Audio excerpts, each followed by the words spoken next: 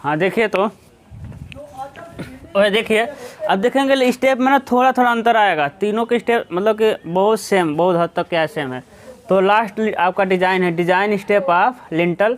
हम कह रहे हैं ना 2 क्वेश्चन इसमें से आएगा, लेकिन एक तो कन्फर्म है, 2 भी आता है लेकिन एक कन्फर्म है, या तो न्यूमेरिकल या डिजाइन स्टेप लिखने के लिए सिंपली सपोर्टेड बीम, कैंटिलीवर और लिंटल का। या तो कह देगा डिजाइन स्टेप लिखे न्यूमेरिकल, और 2 क्वेश्चन भी आता है, एक डिजाइन स्टेप एक न्यूमेरिकल। अब देखिएगा सबसे पहले हम क्या करेंगे, कुछ नहीं दिया रहेगा, लंबाई आपका दिया रहता है और लोड दिया रहेगा, कुछ नहीं बस लंबाई ही देगा। क्या देगा आपका लंबाई, लोड दे सकता है नहीं भी, लेकिन इसमें लोड नहीं देता है, लंबाई देगा। तो सबसे पहले हम ओवरऑल डायमेंशन निकालेंगे कि लिंटल की मोटाई क्या होगा, लिंटल की चौड़ाई क्या होगा। तो लिंटल की मोटा, बीम इतना मोटा लिंटल नहीं होता है, आप खुद सामने लिंटल देख सकते हैं, वही ना खिड़की के ऊपर लगा हुआ। लिंटल क्या, लिंटल का काम ही क्या है, देखिए इधर। अब दरवाज़ा जब दरवाज़ा खिड़की बनाते हैं, है ना, ये हो गया आपका दरवाज़ा, बहुत बार लिंटल बता चुके हैं ना, ये हो जाएगा आपका दरवाज़ा, ठीक है।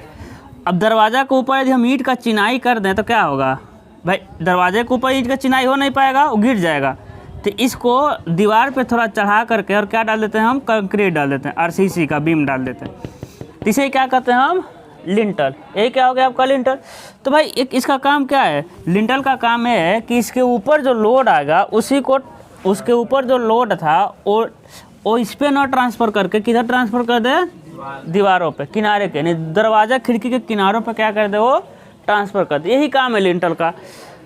तो इसकी मोटाई, बीम इतना मोटा नहीं होता है, कितना मोटा रखते हैं, 100 से 200 mm। कितना मोटा रखते हैं हम, 100 से 200 mm, ठीक है। इंपॉर्टेंट कॉल है। हाँ तो क्या कर रहे थे हम, चलिए तो टोटल डेप्थ कितना मान लेंगे हम, मान लेंगे ये जूम कर लेंगे 100 से 200 mm, ठीक है।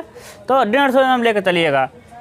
उसके बाद इफेक्टिव डेप्थ कितना हो जाएगा, इफेक्टिव मतलब total depth minus effective cover, है ना, इफेक्टिव कवर। अब देखिए ये तो खुद पतला है, तो इफेक्टिव कवर 30 से 50 mm, बीम इतना नहीं लेते हैं, कितना लेते हैं, 15 से 30 mm, है ना, कम है तो इफेक्टिव कवर भी कम रख दिए। उसके बाद लिंटल की चौड़ाई, विड्थ ऑफ लिंटल, लिंटल की चौड़ाई कितना रहेगा भाई, कितना चौड़ा लिंटल डालेंगे, जितना मोटा आपका दीवार रहेगा उसी पर तो लिंटल को डाल देंगे।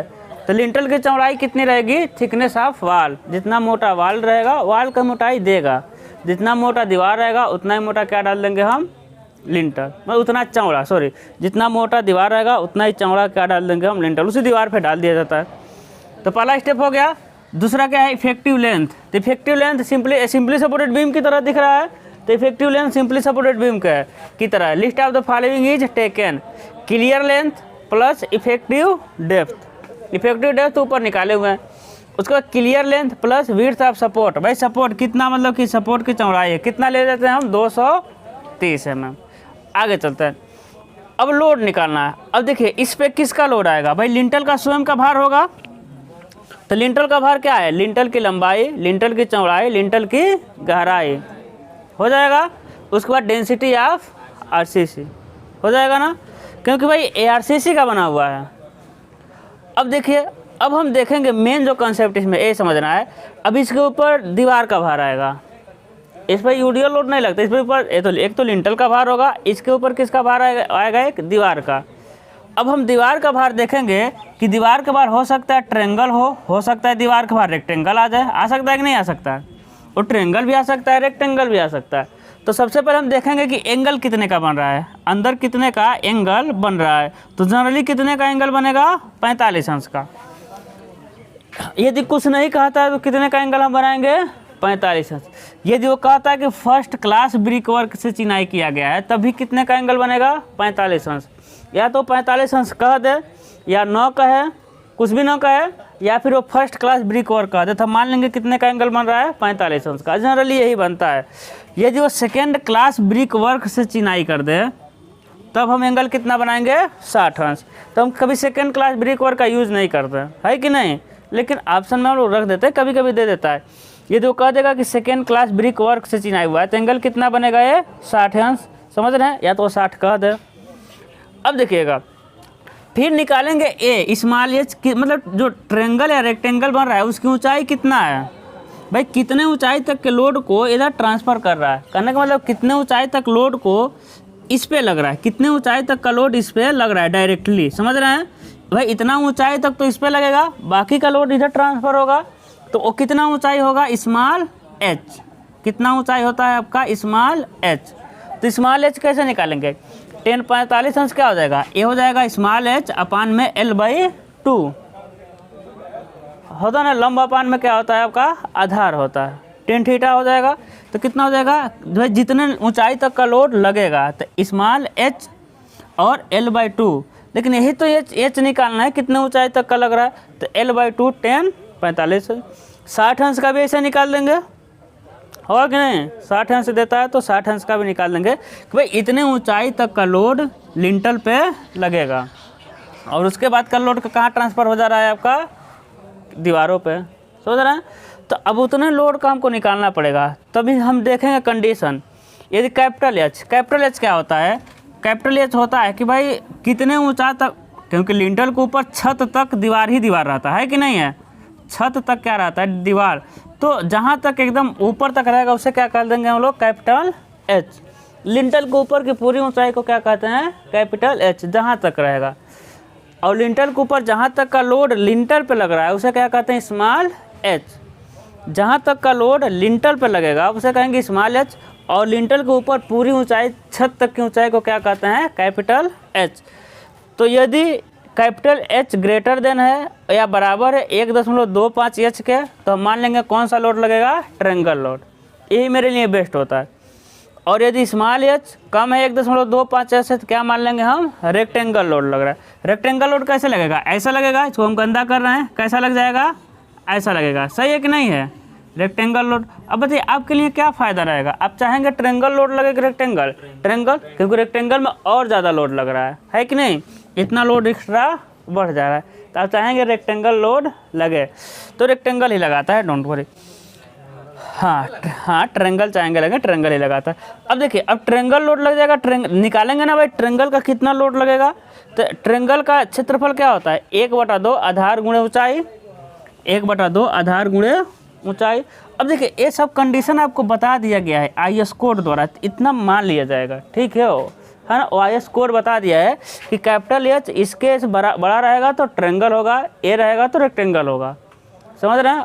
लेकिन हम उसका आयतन इसका भार कैसे निकलेगा 1/2 आधार गुणे ऊंचाई, तो आधार और ऊंचाई एरिया मिला गुणे उसकी मोटाई किसकी लिंटल दीवार की मोटाई, आयतन मिल गया। तो देखिए 1/2 आधार गुणे ऊंचाई गुणे थिकनेस ऑफ वाल, आयतन मिला, और ये ईंट का है ना तो इनटू डेंसिटी ऑफ वाल, दीवार की घनत्व, समझ रहे हैं। इसमें RCC का घनत्व था, लेकिन अब तो दीवार हो गया तो दीवार का घनत्व, ठीक है। और दीवार का घनत्व कितना होता है 19,200 किलोग्राम, गलत लिख दिए भाई, लिखिए न्यूटन प्रति मीटर के। चलिए अब रेक्टेंगल लोड लग जाए तो क्या होगा, किलोग्राम नहीं होता। अब देखिए अब रेक्टेंगल लोड लग जाए तो क्या होगा, रेक्टेंगल लोड लग जाए तो लंबाई गुणे चौड़ाई गुणे मोटाई, डायरेक्ट लंबाई गुणे चौड़ाई गुणे मोटाई, है ना।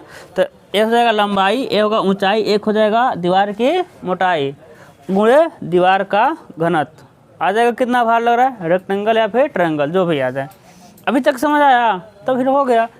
अब क्या होता है बेंडिंग मोमेंट निकालना, भाई फैक्टर्ड बनाने के लिए 1.5 से गुणा करते हैं, और ये तो यूडीएल लोड रहता है सेल्फ लोड, क्योंकि सबका भार हर जगह का सेम हो जाएगा। यूडीएल का टर्म में निकालेंगे तो W1LE²/8, जबकि ट्रायंगल लोड के लिए क्या होता है WL/6, ट्रायंगल लोड लगा रहता है तो बेंडिंग मोमेंट क्या होता है WL/6। स्ट्रक्चर मैकेनिक्स में पढ़े होंगे या ना पढ़े होंगे, लेकिन यहाँ पढ़ लीजिए WL कितना होता है 6 होता है। अब रेक्टेंगल के लिए, रेक्टेंगल है ना, ट्रायंगल लोड के लिए क्या क्या हो जाएगा W2 ही तो है ट्रायंगल लोड, WL/6 होता है। उसके बाद यदि रेक्टेंगल लोड लग जाए, या तो इसको निकालेंगे या इसको, रेक्टेंगल लोड लगे तो क्या होगा भाई WL/6 तो इसके लिए होगा ये, जबकि रेक्टेंगल लग जाए तो रेक्टेंगल को भी यूडीएल के टर्म में निकाल सकते हैं, क्योंकि प्रत्येक जगह का भार पर मीटर का भार सेम होगा कि नहीं होगा, तब उसका भी बेंडिंग मोमेंट WL/8 हो जाएगा, WL²/8। भाई देखिएगा हम ट्रायंगल को यूडीएल के टर्म में नहीं निकालेंगे, क्योंकि पर मीटर का भार सेम नहीं होगा क्या यहाँ का कुछ और भार होगा, यहाँ कुछ और, जबकि यही भार यदि रेक्टेंगल लग जाता है तो उसे पर मीटर का लोड क्या होगा, सेम होगा। तो फिर यूडीएल के टर्म में निकालेंगे, रेक्टेंगल लगेगा तो डब्लू को यूडीएल के टर्म में निकालेंगे, एल का मान 1 रख देंगे तो क्या हो जाएगा डब्लू एल स्क्वायर अपन में 8, ठीक है, रेक्टेंगल के लिए। उसके बाद आपको पता है इक्वेट बैलेंस क्या करेंगे, फैक्टर्ड बेंडिंग मूवमेंट को लिमिटिंग मूवमेंट ऑफ रेजिस्टेंस के बराबर कर देंगे। इस फार्मूले को बताए थे, डी रिक्वायर्ड लग जाएगा। यदि रिक्वायर्ड मेरा एज्यूम से अधिक हो गया तो फिर रीडिजाइन करना पड़ेगा। यदि रिक्वायर्ड क्या हो जाए एज्यूम से कम हो जाए तो ठीक है ना, हाँ जब सेफ है तो ठीक है। अब क्या करना पड़ेगा, हमको रीइंफोर्समेंट निकालना पड़ेगा। सबको पता है टोटल कंप्रेशन फोर्स को टोटल टेंसाइल फोर्स के बराबर रखते हैं, तो 0.36 एफ सीखे, फिर नंबर ऑफ बार, ये तो सेम हो जाएगा उसके तरह, सिंपली सपोर्टेड बीम की तरह, यहाँ समझना ही नहीं है। फिर यहाँ लिंटल बहुत फ़ायदा होता है कि सीजर में क्या होता है, सेफ होता है। लिंटल जब सीजर में सेफ होता है तो सीजर में चेक नहीं करते हैं। यही काम हम स्लेब में भी करते हैं, आगे हम स्लेब पढ़ेंगे तो स्लेब भी सीजर में सेफ होता है, तो सीजर में चेक को छोड़ देते हैं। अब क्या है कि हम चेक इन डेवलपमेंट लेंथ में कर देंगे, फिर एंकर बार, देखिए एफ आई है, ठीक है। उसके बाद क्या करेंगे, चेक इन मतलब एंकर बार लगा देंगे, काम खत्म हो जाएगा। समझ आ गया, न्यूमेरिकल लगा दें, मिटाइए ओए मिटाइए। हाँ चलिए देखिए 9 नंबर क्वेश्चन क्या कह रहा है, कह रहा है 225 8 दूसरा है, चुप रहिए, दूसरा कुछ वो गैराज पर है, गैराज बड़ा होता है, हम अभी दरवाज़ा वो दूसरा है, अभी बताएंगे उसको। 9 नंबर क्वेश्चन क्या देखिए क्या कर रहा है कि 2 मीटर चौड़े ओपनिंग के लिए आरसीसी लिंटल का डिज़ाइन करिए। दीवारों की मोटाई 200 mm है तथा लिंटल के ऊपर ईंटों की चिनाई 3 मीटर है, यही कह रहा है ना, ठीक है। 2 मीटर के लिए कह रहा है भाई, तो सबसे पहला स्टेप क्या होता है, ओवरऑल डायमेंशन ऑफ बीम क्या होता है,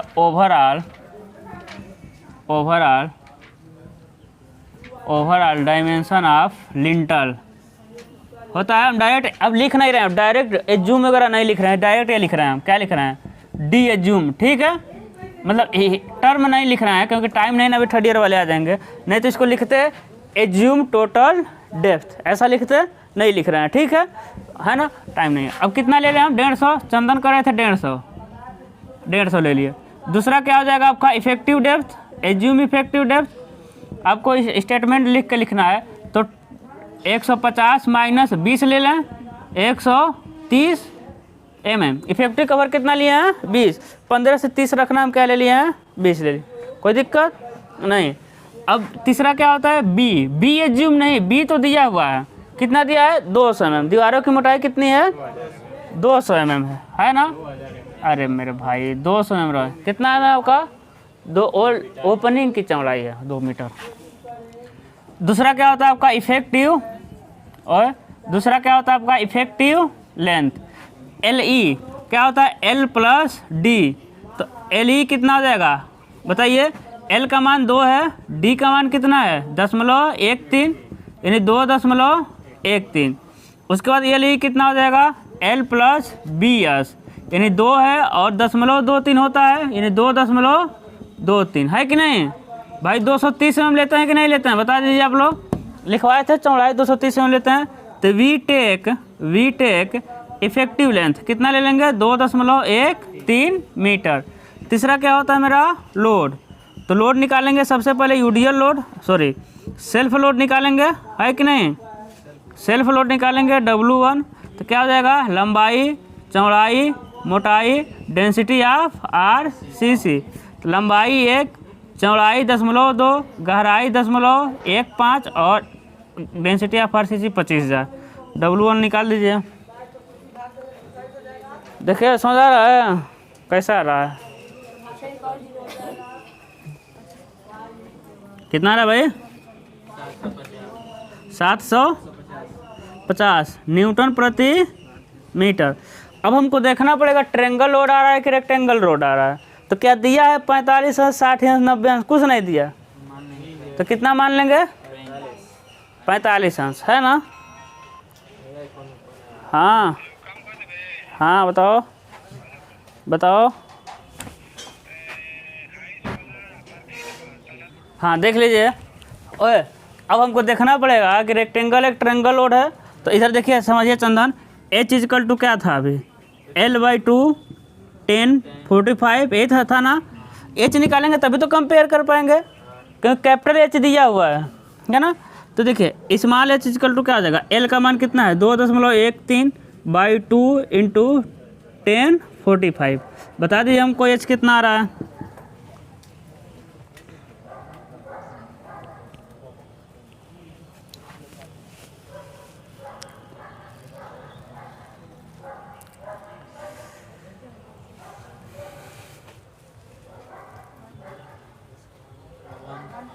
वन आ रहा, 1.06 मीटर। अब देखिएगा इधर देखिए, अब कैपिटल एच और स्मॉल एच में 1.25 स्मॉल एच में तुलना करना है, तो कैपिटल एच 3 मीटर दे रहा है ना, और 1.25 गुणे 1.06 क्या 3 से यही तो हो जाएगा नहीं हो जाएगा भाई। कैपिटल एच 3 मीटर दिया है, कह रहा है कि लिंटल के ऊपर दीवार की ऊंचाई 3 मीटर तक है, लिखा है ना, तो हो जाएगा। यानी कौन सा लोड आएगा, ट्रेंगल लोड। आ गया कि नहीं आ गया, हम बता रहे थे ट्रेंगल लोड ही आएगा। जब ट्रेंगल लोड आ गया तो लिखेंगे लोड, ट्रेंगुलर लोड, देख रहे थे, कह रहे थे रेक्टेंगल का स्पेलिंग गलत है, उसका यूज ही नहीं है तो गलत लिख दिए थे।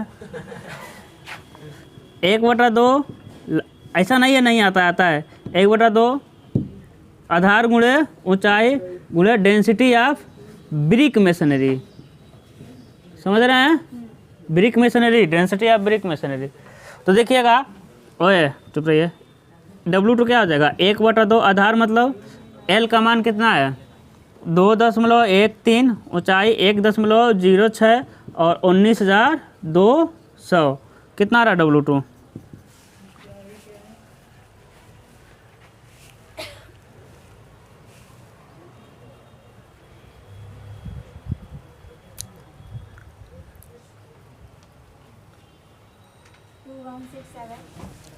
To 167 4.88 newton. कह रहे हैं क्यों ज़्यादा आ रहा है, न्यूटन में हो जाएगा, सही आ रहा है, सब कह रहा है ना। अब देखिएगा, अब क्या हो जाएगा, अगला स्टेप क्या आ जाएगा आपका, फैक्टर्ड बेंडिंग मोमेंट। चौथा क्या आ जाएगा आपका, फैक्टर्ड बेंडिंग मोमेंट। तो MD क्या हो जाएगा 1.5 W1 LE स्क्वायर अपान में 8 प्लस W2 LE अपान में 6। तो 1.5 W1 का मान कितना है 750 और L का मान कितना भाई 2.13 का स्क्वायर अपान में 8 प्लस W2 का मान कितना है 21.67.4 सही है ना। हाँ, और LE का मान 2.13 अपान में 6 कितना आ रहा है MD का मान। महाराजा हैं तो कैलकुलेटर कहाँ नहीं आता, बाल हेयर स्टाइल ये सब करना नहीं भूले हैं, कैलकुलेटर भूल गए।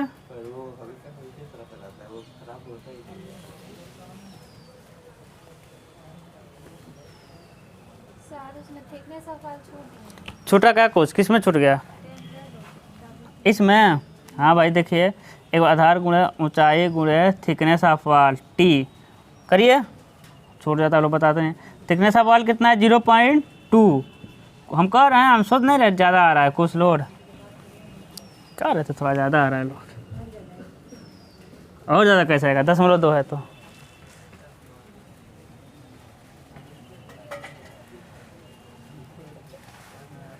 इधर तो कैलकुलेटर मत रखिए, 1-2 लोग हैं बिना कैलकुलेटर के लेके चले जाएंगे।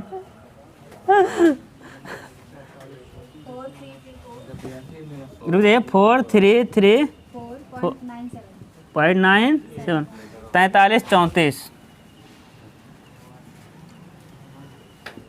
4334.97 इधर करिए भाई, अब करिए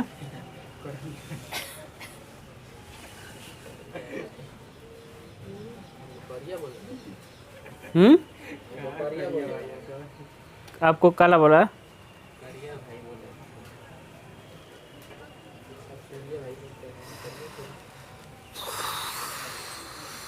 पहले हम बहुत दुखी रहते थे।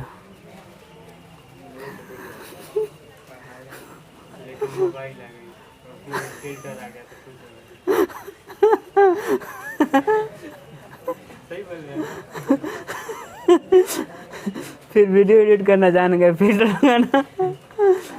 करिए, कितना आ रहा है भाई? एक बताइए बताइए। 29.4 इतना है? 10 न्यूटन इंटू मीटर। स्टेप 5 देखिए, फैक्टर्ड बेंडिंग मोमेंट। आई इक्वेट बाइलैंड, क्या है जी? इक्वेट बाइलैंड बेंडिंग जो लिखना होगा लिख दीजिएगा। RU/BD² FC का भी थर्ड ईयर वाले आ जाएंगे ना। तो डी रिक्वायर्ड क्या हो जाएगा? बारिश नहीं, बारिश आ गया तो क्वेश्चन और करा देंगे। देखिएगा अभी MD का मान कितना है, इधर देखिए। अरे तो टाइम भी लगेगा अभी। 29.4637 × 10 पे 3 mm हो गया। अपान में FI नहीं दिया ना, FI नहीं दिया। मान लें हम, अब क्या फ़ोन किया यार, पागल हो गया काश। अरे दूसरा है भाई। हाँ देखिए इधर ध्यान दीजिए। अब मान लें हम FI मान ले रहे हैं। FI कितना ले रहे हैं? 250।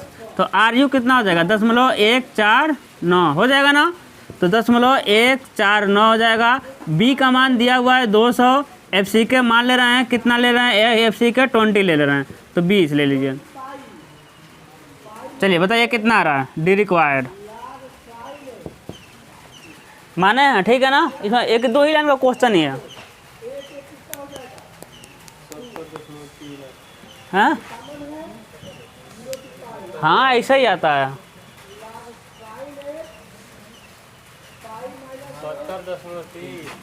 70.37।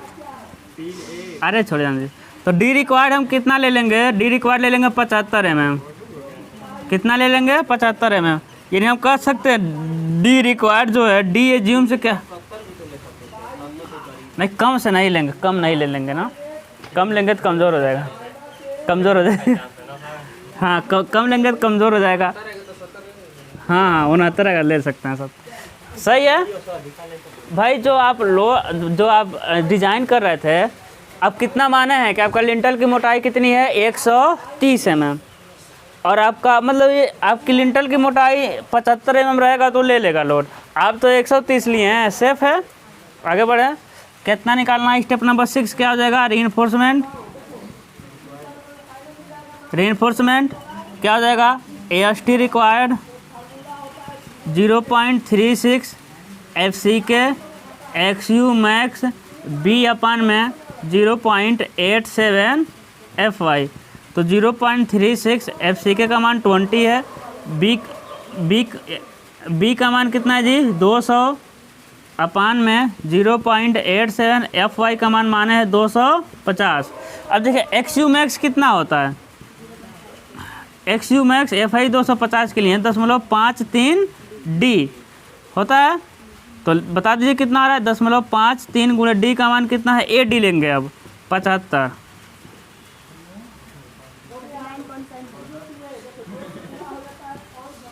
यही कितना? 0.53 D कितना आ रहा? 39.75। तो 39.75 कितना आ रहा है देख लीजिए। AST रिक्वायर्ड कितना आ रहा है?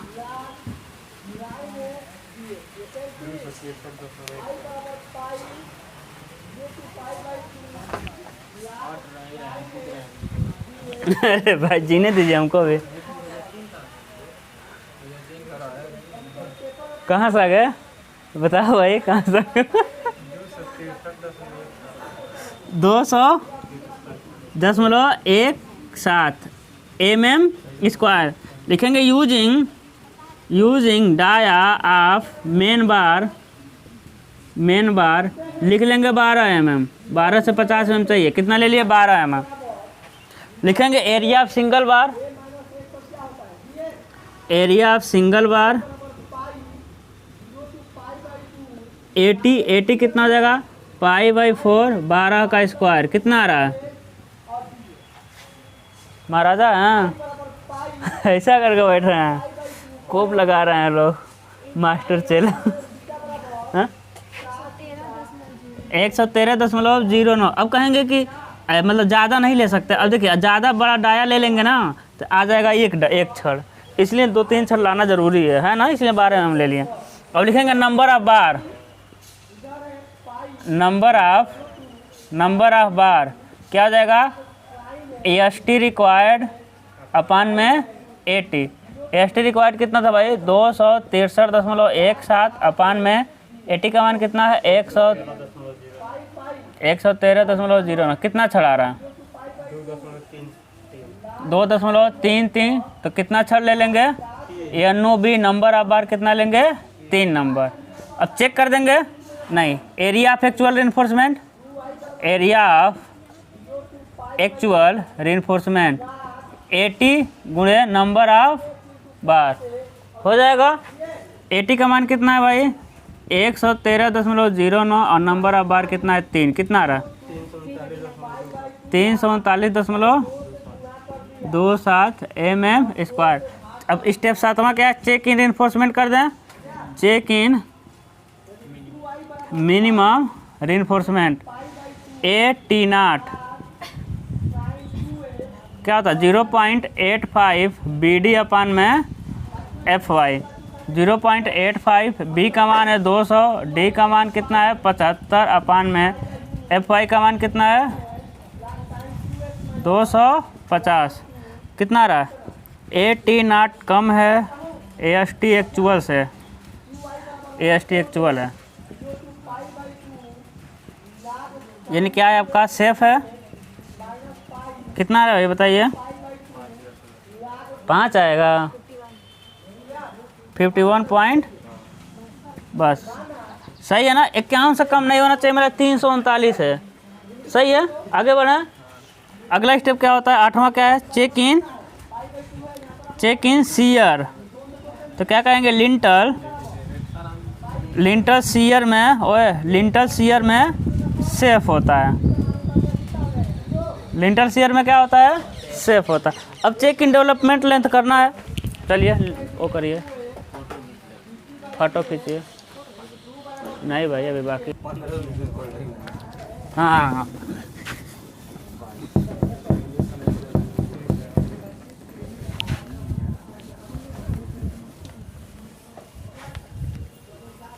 हाँ देखिए, अब किस में चेक करेंगे, ओए 9th नंबर ना कि 10th नंबर है, कौन सा स्टेप है, स्टेप 9th है ना।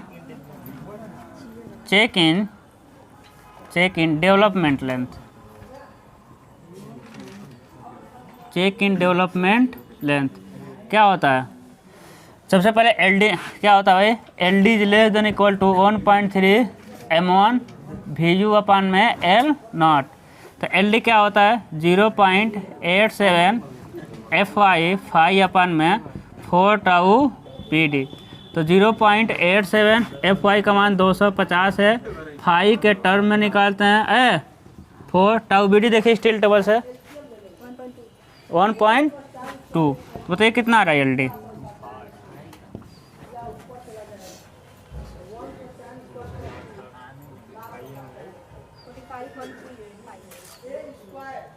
कितना रहा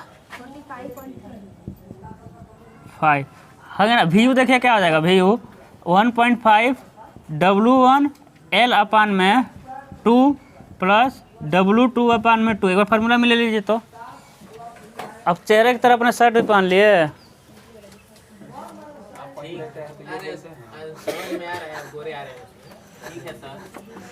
सही है ना।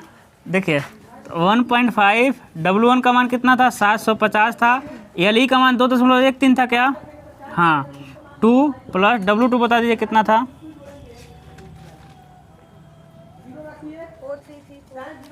433497 अपान में 2। देख लीजिए VU कितना आ रहा है भाई, आपकी सखी आएंगे हाँ तो हम बता भी दिए नहीं आएंगे 2 घंटा पढ़ाएंगे यार। दहशत दहशत में तो ला देते हैं, छूट गया तो आगे समझ में नहीं आएगा। 2967 ए कोई और चेक करे भाई।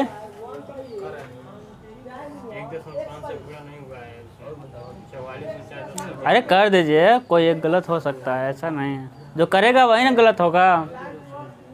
पूरा अपने चेहरे की तरह टोपी भी, अपने चेहरे की तरह शर्ट भी।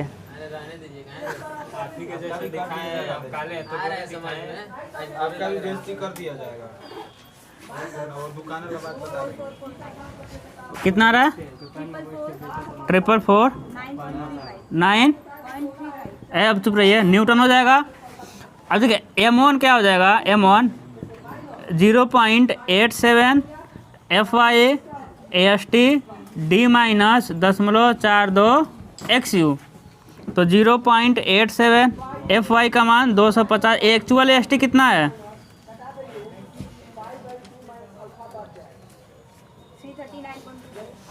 339.27। डी का मान है आपका 75 माइनस 0.42। XU का मान हो जाएगा आपका 0.87 FY AST 0.36 FC के इंटू बी हो जाएगा ना।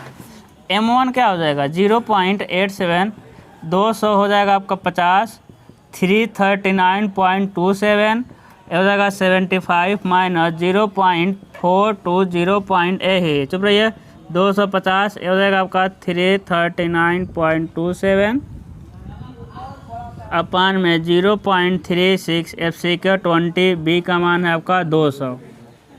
M1 कितना आ रहा है?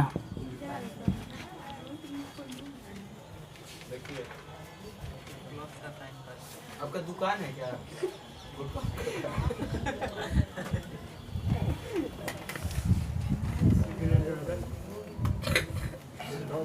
2 मिनट और रुक जाइए, न्यूमेरिकल लग जाएगा तो बतियाइएगा। 2 मिनट रुक जाइए। नहीं यार लेट हो रहा है ना, लड़के तो इसलिए बारिश आ रहा था इसलिए रुके हैं। हाँ इसीलिए जगह दीजिए भाई इनको।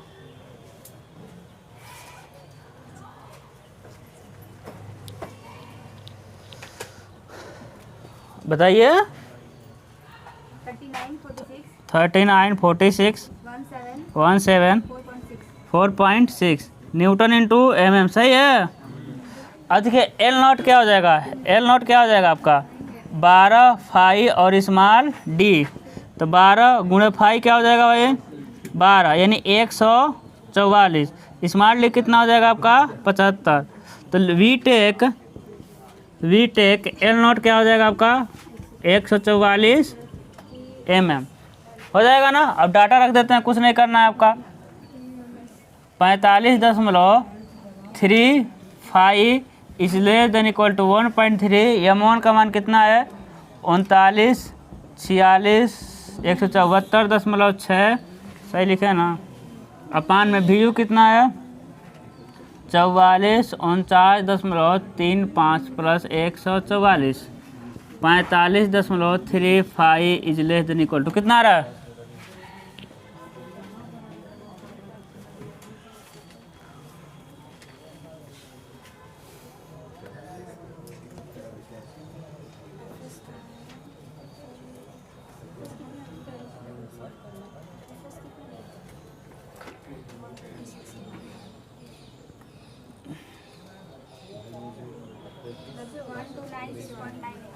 वन 2998। अब 45 से भाग दे दीजिए उसमें। हाँ सही है ना। अब स्टेप नंबर 10 क्या हो जाएगा। हाँ कोई दिक्कत नहीं। लिखिए लिंटल के निचले भाग में वही जो लिखे थे, निचले भाग में 10 mm 8 से 12 कुछ लिख सकते हैं, कुछ भी लिख सकते हैं। 10 mm व्यास के दो छड़ दोनों कोनों पे डाल देंगे, दोनों कोनों पर डालेंगे। स्टेप नंबर 11 क्या हो जाएगा? स्केच बनाना है भाई।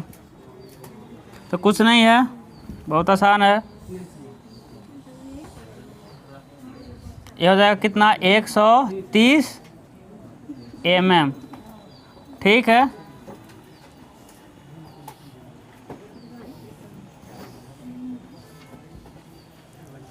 हाँ। एक कितना अंदर कितना है आपका? 2 मीटर। दीवार कितना ऊपर गया है भाई?